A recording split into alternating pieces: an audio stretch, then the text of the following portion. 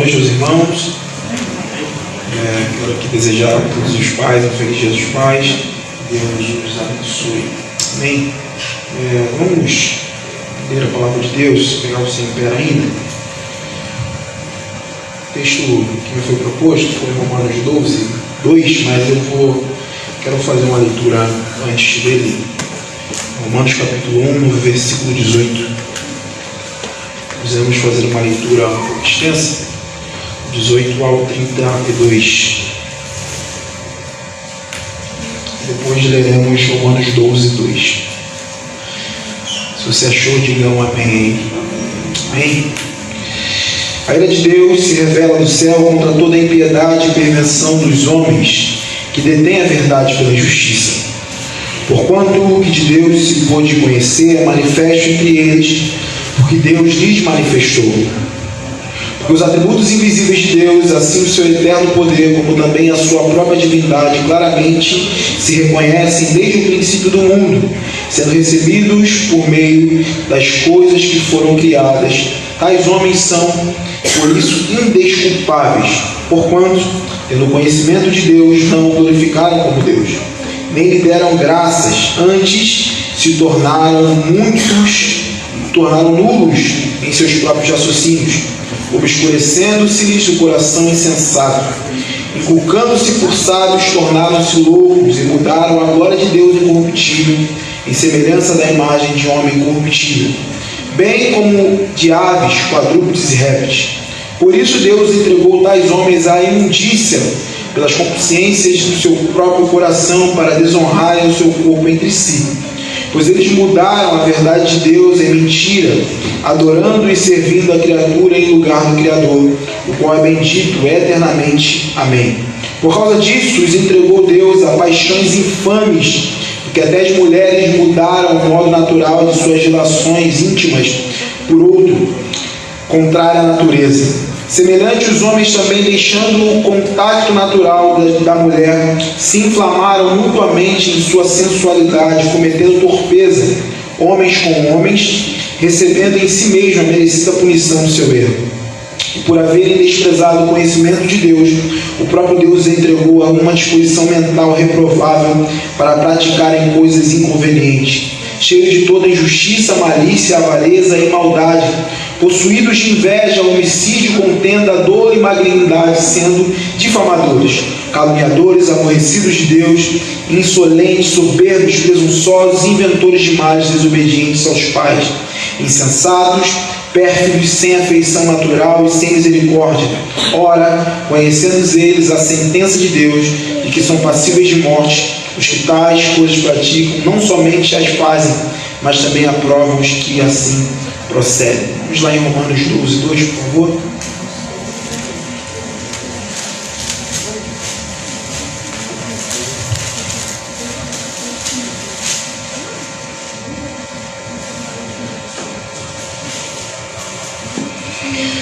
E não vos conformeis com este século, mas transformai-vos pela renovação da vossa mente, para que experimenteis qual seja a boa, agradável e perfeita vontade de Deus. Amém? Vamos ler mais uma vez esse texto todos juntos? 1, 2, 3. E não vos conformeis com este século, mas transformai-vos pela renovação da vossa mente, para que experimenteis qual seja a boa, agradável e perfeita vontade de Deus. Amém. Deus possa falar conosco nessa noite. Pode se assentar.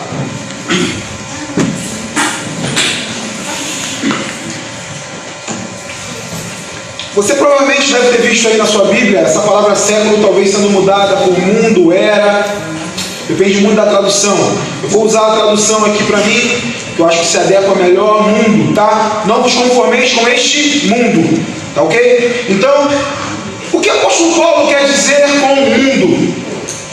Que mundo é esse que o apóstolo Paulo está descrevendo? Que mundo é esse que o apóstolo Paulo está dizendo? Não vos conformeis com este mundo. Nós acabamos de ler versículos atrás de Romanos 18 ao 32. É um padrão social, moral que o apóstolo Paulo está falando. O apóstolo Paulo está falando de um padrão moral de uma sociedade que que por si só vive em desacordo com a vontade de Deus. Não vos conformeis com este mundo. É a proposta que o apóstolo Paulo está dizendo. Mas que mundo é este? Lemos o cenário que o apóstolo Paulo levanta quando ele diz: que mundo é este? E vemos o cenário que o mundo que é estabelecido aqui nesse texto de Romanos 1,18. Vemos uma rebelião do homem moralmente contra Deus. É uma depravação social e moral. Dentro desse homem, dentro da sociedade, há coisas absurdas. Nós podemos observar que dentro desse texto de Romanos 18, há o homem tentando perverter aquilo que Deus o criou. A criatura querendo transformar o homem criado, querendo transformar aquilo que Deus criou como Deus. O conceito de idolatria é muito forte. Também há no texto o homem transformando a verdade de Deus em algo relativo, abafando a verdade, detendo a verdade, pois a verdade de Deus para este homem, para ele não serve. Outra coisa que vemos na era que o apóstolo Paulo está dizendo, no mundo que o apóstolo Paulo está dizendo, é fatores relacionados à homossexualidade. As mulheres trocando o seu habitat natural, que Deus estabeleceu para elas, e os homens também, se relacionando mulher com mulheres e homens com homens, trocando o padrão de Deus para transformarem, para se buscarem, na verdade, o seu prazer, que assim eles os desejam. Esse é o mundo que o apóstolo Paulo está dizendo. Esta é a cultura que o apóstolo Paulo está levantando. Este é o tempo que o apóstolo Paulo vive. Mas não seria estranho, irmãos, nós lermos esse texto e olharmos para a nossa sociedade e vermos coisas bem parecidas com o que o apóstolo Paulo está descrevendo há séculos atrás?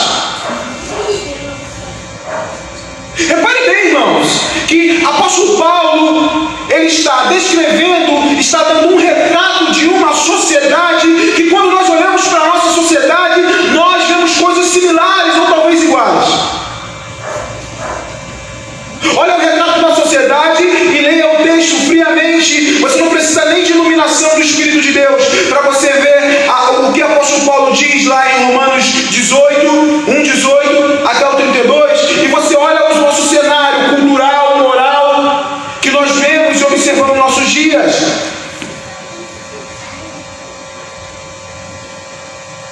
Por que sempre nós iremos falar de moral? Porque a sociedade, ela não consegue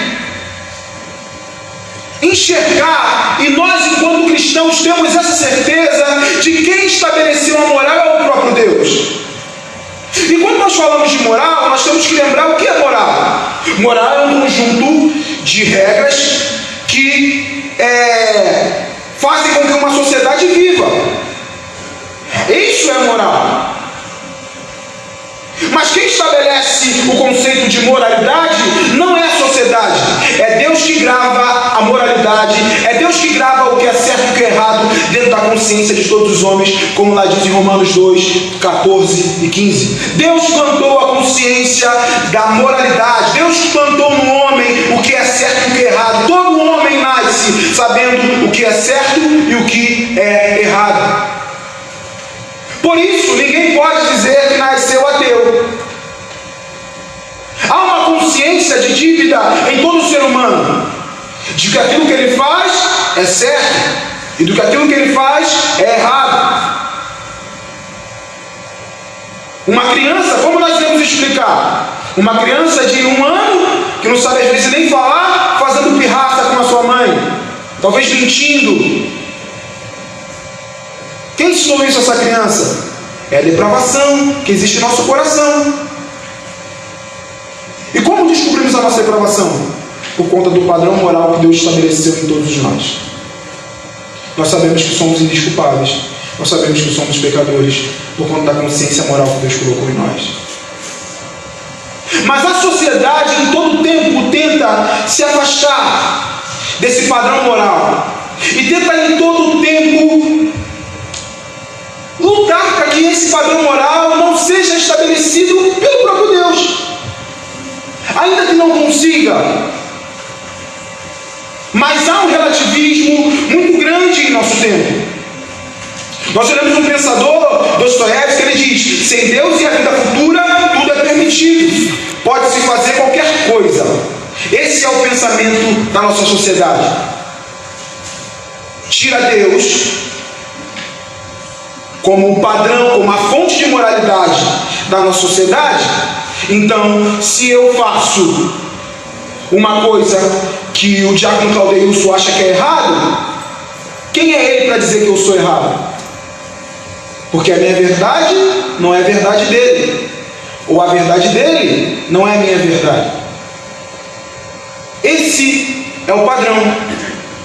Se Deus não existe, qual é a fonte de moralidade?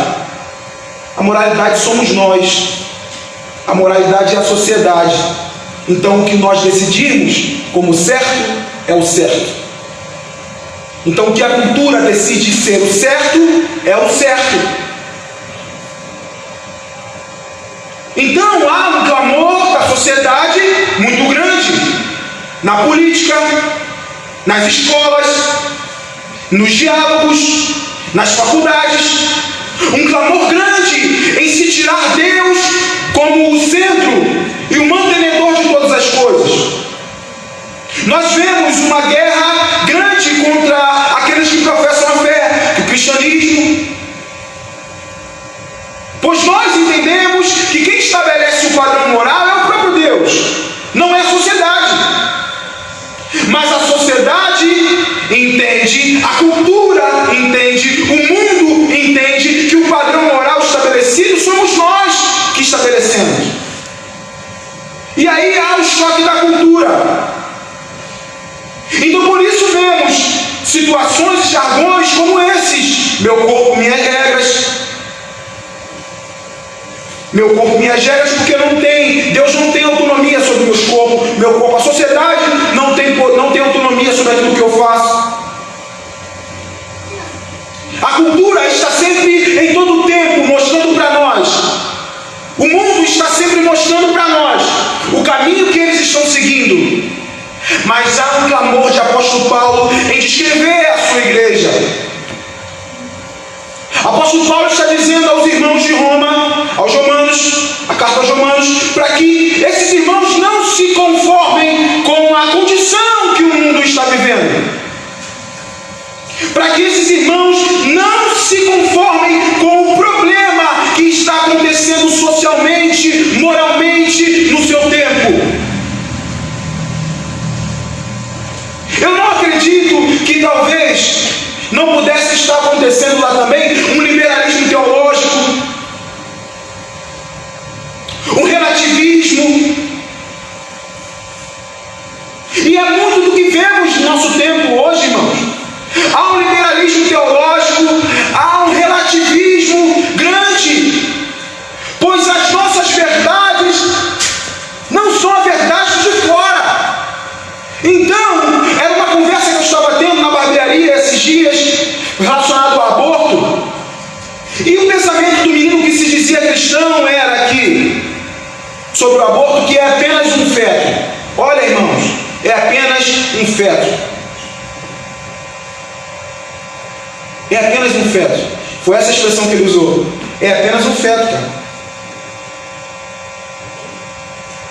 Esse é o diálogo. Esse é o pensamento cultural. Esse é o pensamento do mundo. E que muitas igrejas estão se amoldando e se colocando no mesmo cenário. Você vê igrejas inclusivas. Você vê igrejas que levantam bandeira do LGBT. Você vê igrejas que apoiam a ideologia de gênero. Esse é o pensamento de nossos dias. E essa palavra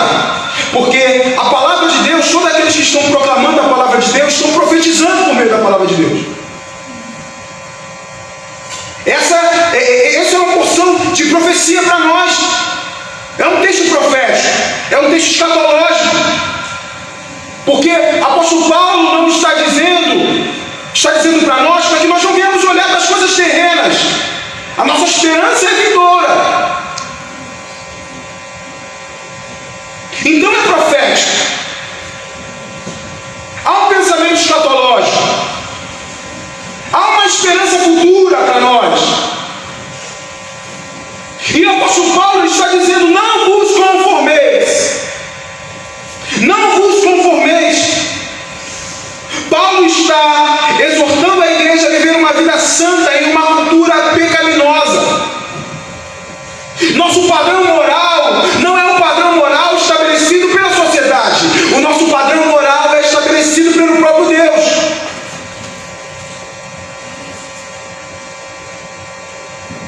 Meus irmãos, vocês vão perceber, as coisas ficarão mais difíceis para nós. E a ideia também, até do escatológica, de Apocalipse, nós olharmos que as coisas irão piorar, irá se intensificar muito mais. Por isso que eu não tenho esperança em político nenhum. Não tenho esperança em partido de direita, de esquerda. Não tenho esperança em nada. Eu sei que as coisas irão piorar. Irão se intensificar ainda mais. Nós iremos perseguidos pelo fato de não nos conformarmos. Pelo simples fato de dizer não concordo. Existe um padrão pecaminoso. E existe um padrão santo, que é o padrão de Deus.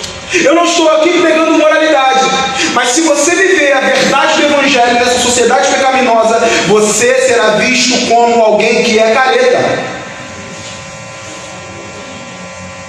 como alguém que está ultrapassado, como alguém que quer tornar a sua verdade como a minha verdade.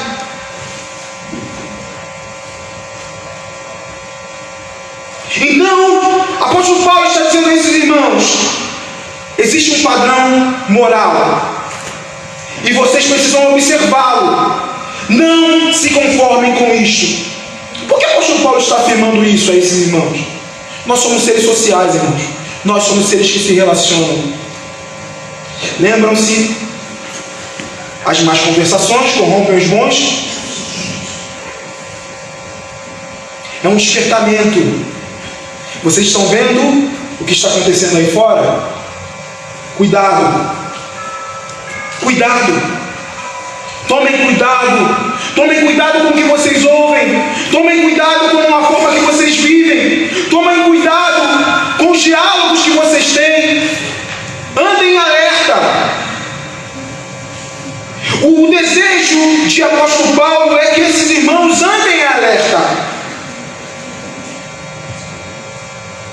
Andem alerta. Não vos conformeis. Eu não sei qual olhar que o apóstolo Paulo estava tendo. Não sei se alguns irmãos estavam começando a se conformar com o padrão daquele mundo. E é um dos motivos que ele escreve isso. Mas há um diálogo direto em dizer àqueles irmãos: tomem cuidado. Fiquem alertas, pois às vezes parecem ser conversas sutis,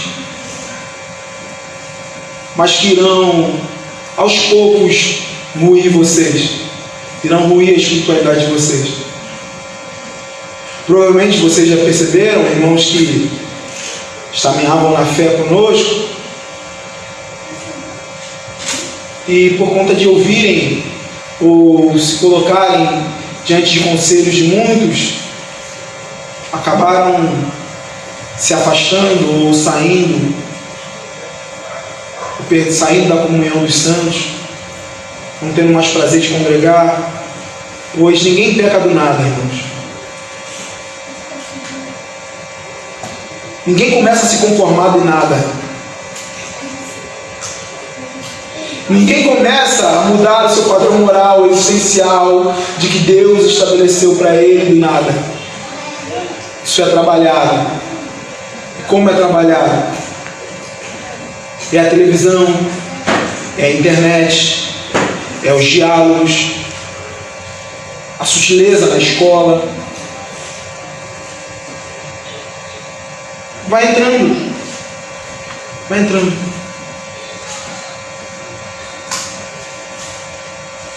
E o apóstolo Paulo afirma que precisamos ter padrões permanentes, padrões de zelo que estão de acordo com a era vindoura. Nós, irmãos, não somos desse mundo. Nós não temos a nossa esperança agarrada neste mundo.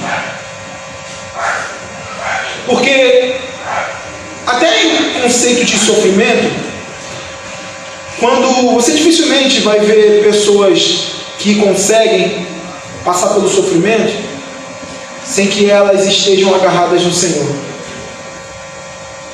Eu afirmo em dizer que dificilmente passaremos por esse massacre ideológico, por esse massacre de informação, querendo colocar na nossa cabeça por osmose, cultura querendo colocar na nossa cabeça por osmose, sem que estejamos firmes na palavra de Deus. Sem que estejamos firmes na palavra de Deus. O alvo principal do homem em sua existência jamais deve ser viver para si mesmo, mas viver para a glória de Deus.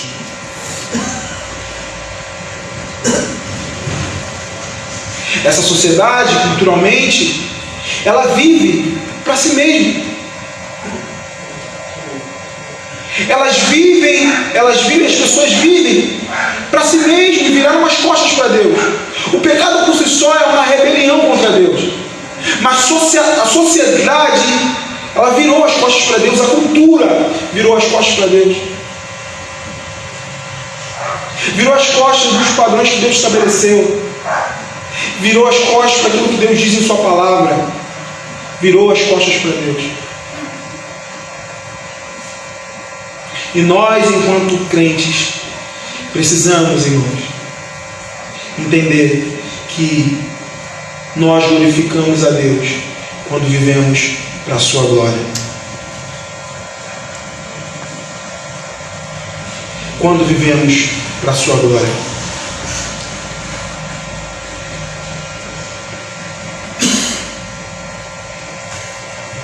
Não vos conformeis com este século, mas transformai-vos pela renovação do vosso entendimento. Não se deixem amoldar, mas prossigam se transformando. É a ideia de apóstolo Paulo. Nós sabemos que diante de Deus nós estamos santos. Nós somos santos diante de Deus pela justificação, pelo sangue de Jesus que nos cobre. Nós somos santos. Mas enquanto esse tempo, enquanto esses dias, nós teremos que nos santificar. Teologicamente, isso é dito como santificação progressiva. Nós estaremos sempre progredindo para a santificação. E como nos santificaremos? Existem meios de graça que Deus nos dá. A palavra de Deus é um meio disso. A oração é um meio disso.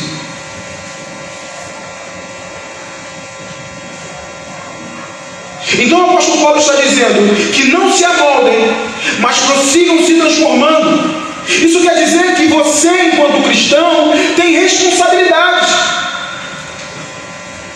Nesse tempo existirão pessoas mais santas do que as outras. Diante de Deus, não. Mas nesse tempo existirão pessoas que são mais santas do que as outras, que oram mais do que a outra, que leem mais do que as outras, porque tem prazer em conhecer a lei de Deus e tem prazer em conhecer o seu Deus. Nesse tempo terá diferenciação. Diante de Deus não temos. Todos somos santos iguais. Apóstolo Paulo está dizendo: não se amoldem, mas prossigam se transformando. Prossigam se santificando. Prossigam lendo a Bíblia, lendo a palavra de Deus. Prossigam orando.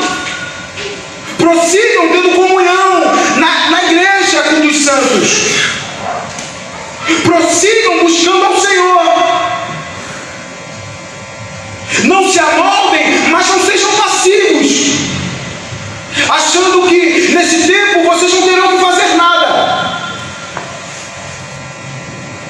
Existem responsabilidades que são minhas e são suas. Não vos conformeis com este século, mas transformai-vos pela renovação do vosso entendimento. Se santifiquem. Continuem a se santificar. Continuem a buscar o Senhor. Continuem a orar. Dias dificultosos, mas continuem se santificando.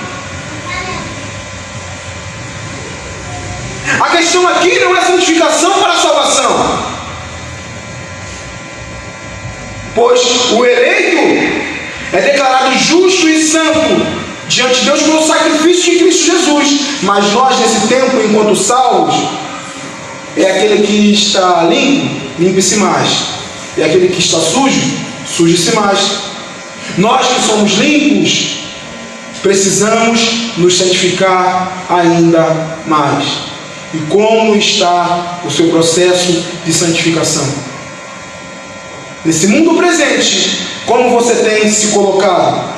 Como você tem vivido a sua vida? Você tem observado os meios que Deus deixou para que você se santifique? Sabemos que a santificação vem por meio do Espírito de Deus. Ele que nos auxilia nisso. Mas e a sua parte? Você tem feito? E a sua oração? E a sua leitura? E a sua devoção a Deus, você tem feito?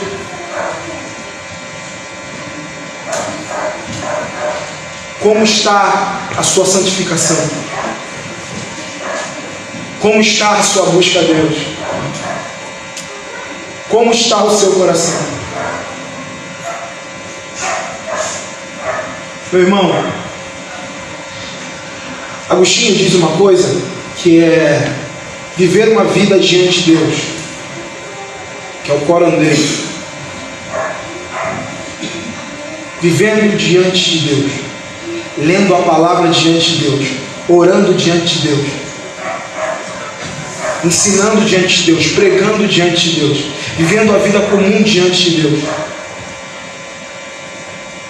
Quando temos esse senso, irmãos, de que tudo que fazemos é diante de Deus, nós vivemos com temor. Nós temos prazer de viver uma vida santa. Nós temos o prazer de viver uma vida que Deus se agrada. Tudo que fazemos nesse tempo, nós temos que ter a certeza que é diante de Deus. Se oramos é diante de Deus. Se pecamos é diante de Deus.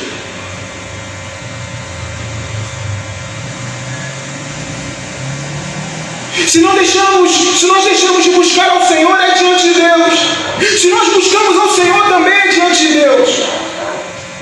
Deus tudo vê. Deus tudo sabe.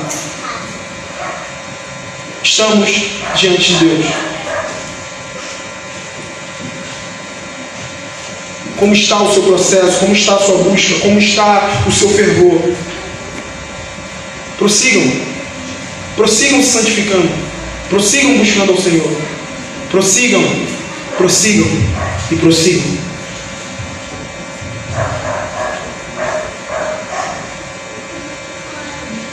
Prossigam.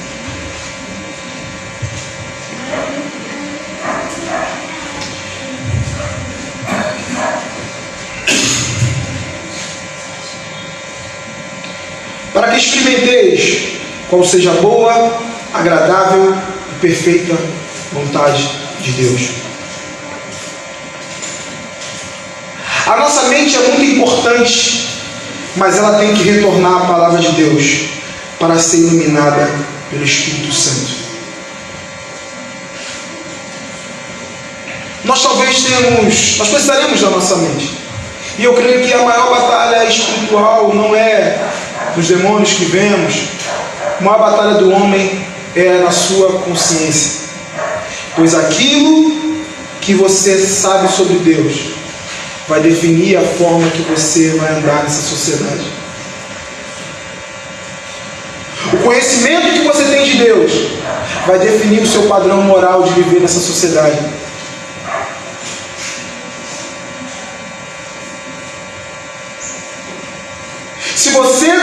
conhece a Deus.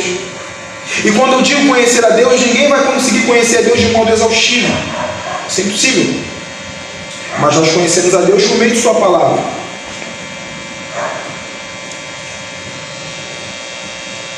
Se você abandonou a palavra de Deus, você não conhecerá a Deus.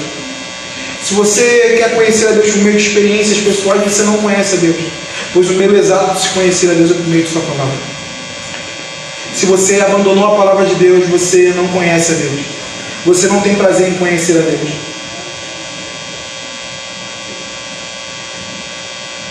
Conhecendo a Deus, experimentando a Deus, provando Deus.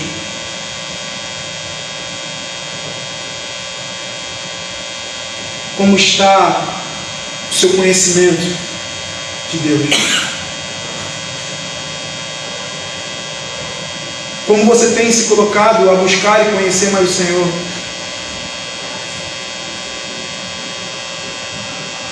Como seremos pessoas transformadas ou jovens transformados se nós não nos baseamos na palavra de Deus?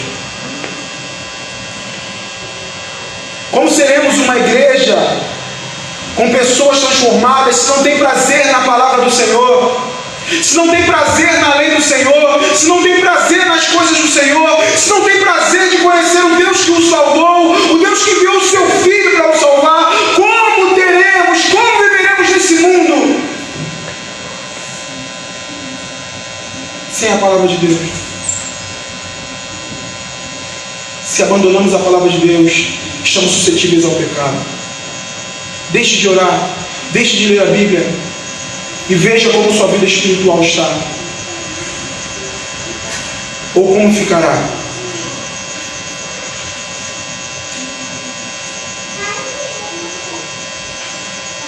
Como ficará? Não se tem prazer, não se tem prazer na lei do Senhor. E este é o problema. Nós queremos viver numa sociedade totalmente corrupta e depravada, usando meios naturais, quando na verdade deveríamos estar usando meios espirituais, que é nos alimentando da palavra de Deus. Como você viverá de uma forma que você não vai se conformar com este mundo, mas com diálogos que não são diálogos bíblicos, ou não baseados na palavra de Deus? Se você quer viver uma vida e quer ser um jovem transformado pela palavra de Deus, você precisa priorizar a palavra de Deus. Se uma igreja não prioriza a palavra de Deus, ela morre. Se você não prioriza a palavra de Deus, você certamente morrerá. Como você descobrirá a vontade de Deus se você não tem prazer na lei de Deus? Onde você descobrirá isso? Por sonho? Por visão?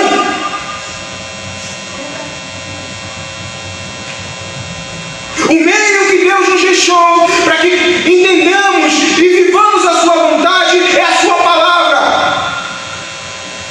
Então nós estamos buscando meios para viver a vontade de Deus quando Deus já o deixou, que é a sua palavra. Deus estabeleceu aqui aquilo que Ele quer para nós, a sua vontade, os seus desejos, aquilo que Ele estabeleceu para nós está aqui. É a vontade preceptiva de Deus. Deus estabeleceu. Deus estabeleceu a sua vontade.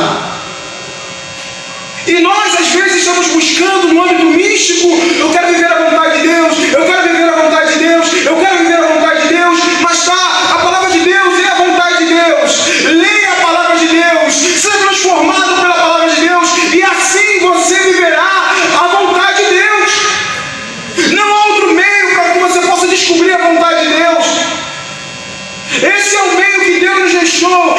Esse é o meio que Ele deixou e decidiu se revelar. É por sua palavra. Por isso que muitos não conseguem viver nesse tempo. Por quê? Porque abandonaram a palavra de Deus. Não tem prazer na lei de Deus.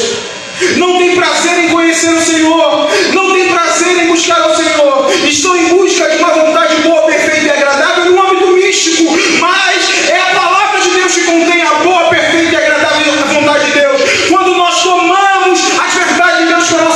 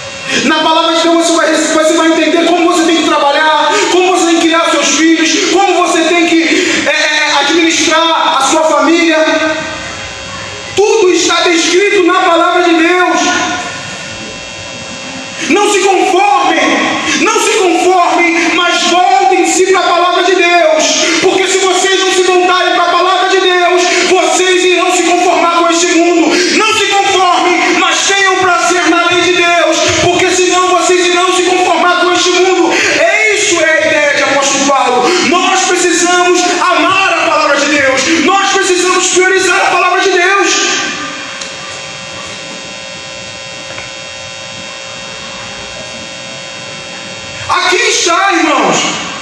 Se nós não priorizamos a palavra de Deus, se nós não amamos a palavra de Deus, nós iremos ruir com este tempo, nós iremos nos amoldar a este tempo, porque não há solidez, não há verdade, não há prazer no seu coração. Não se conformem, mas prossigam se santificando, pois a sua santificação vai fazer com que você me conheça e conheça a minha vontade. Nós já vamos o texto do salmista e fazendo uma aplicação aos jovens, como manterá o mancebo puro o seu caminho, observando a palavra de Deus. Como manteremos, Igreja Batista Nova de Jerusalém, pura a nossa vida, a nossa trajetória nesse tempo? É observando a palavra de Deus. Se nós deixamos e abandonamos a palavra de Deus, nós certamente teremos nos afastado de Deus.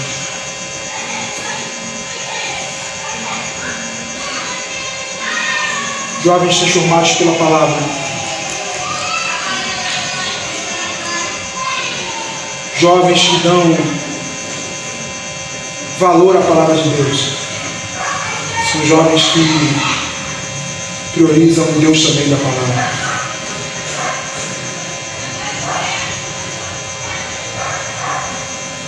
Como conheceremos Deus se não temos prazer na lei de Deus? Onde você quer buscar a vontade de Deus? Em que lugar?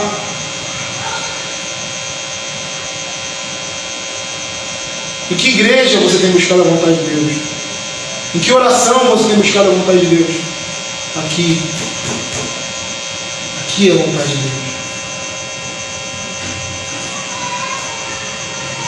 Não vos conformeis neste mundo, mas transformai-vos pela renovação do vosso entendimento, para que experimenteis a boa, perfeita e agradável vontade de Deus.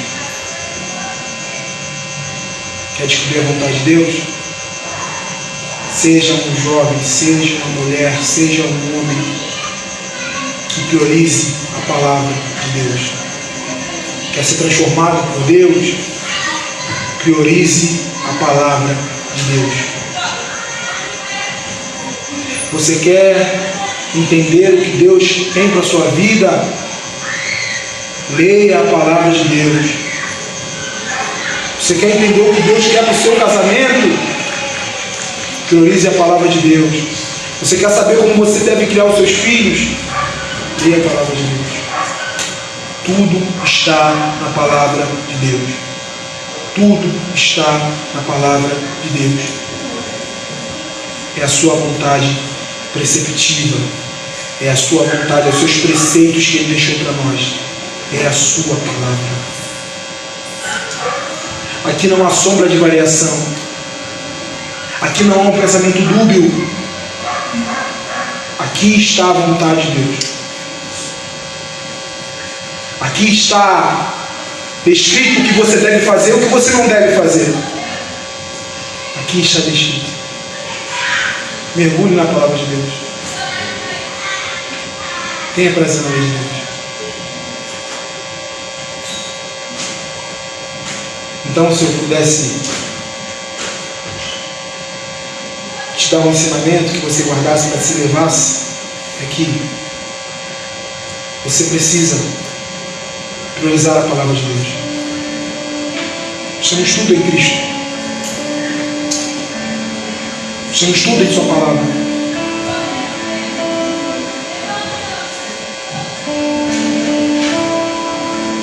Somente Cristo, somente a Sua palavra, somente a Deus.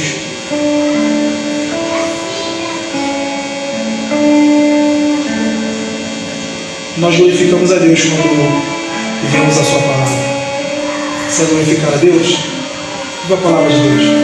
Você estará vivendo para a glória de Deus.